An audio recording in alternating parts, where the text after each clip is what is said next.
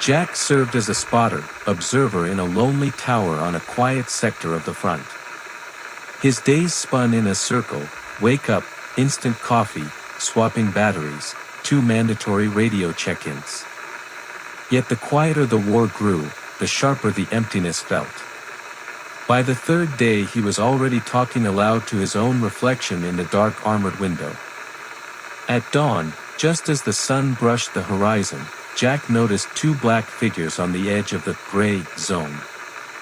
They stood motionless, as if rooted to the ground. He tapped his headset. Central 1, this is YNKI.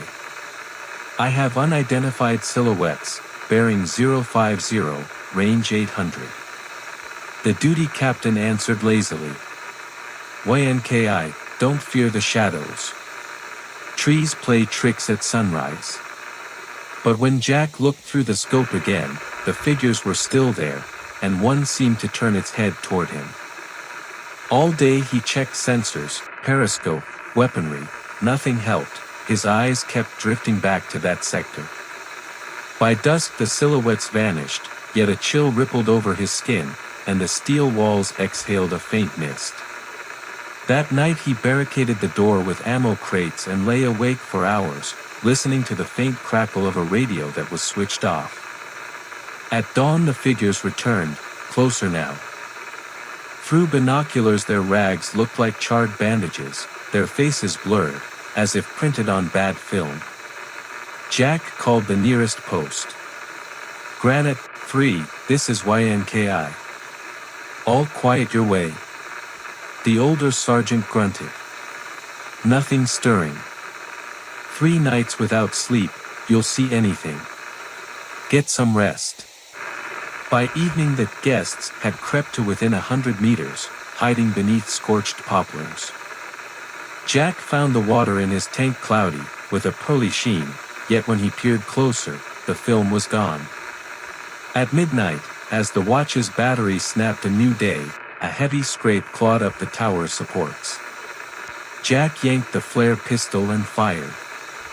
A crimson ball tore the darkness, the ground below bathed in red, the figures recoiled, but the flare plunged into dry weeds and flared white-hot.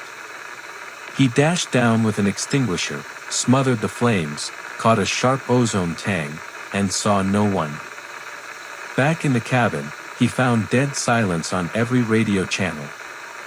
Waiting for dawn, he thought he felt a muted hum vibrating through the metal, like a distant accordion bass. When he pressed an ear to the wall, the sound died.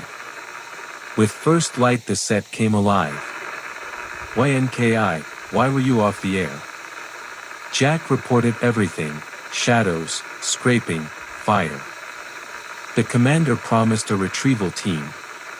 By noon a BTR rolled up. Soldiers circled the tower, finding 4 deep gouges on the inner support and scorched patches from the flare, yet they waved it off. Probably Jackal's messing around. Stress, Jack. He tightened his grip on the empty pistol.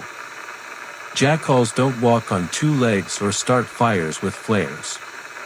They pulled him out for psychological decompression. 3 weeks in a rear area hospital he kept fingering the flare's scorched plastic holster. The purplish coating had dimmed, as if burned from within. When the front shifted, the tower was mothballed. During a short leave Jack hiked back. Armor plates were rust-bitten, ladder rungs slick with black mold. Inside, the air felt glacial. On the desk lay a cracked logbook from the previous observer. The last entry, 3 years old, read the same word Jack had written in his own reports: shadows. He scanned the gray zone, nothing. Turning to leave, he caught movement at the edge of sight, stretched silhouettes slipping among collapsed trenches. He blinked, empty. But cold seeped through him, setting his fingers trembling. The commander later blamed fatigue. Recon found nothing. Yet the gouges on the support looked charred now, the metal warped as if half melted.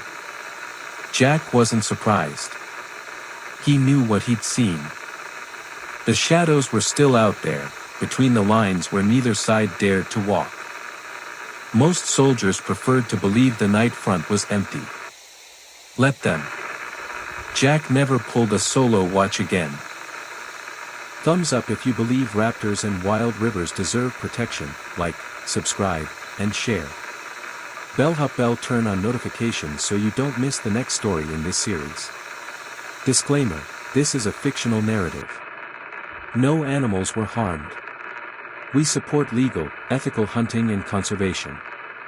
Poaching is a crime.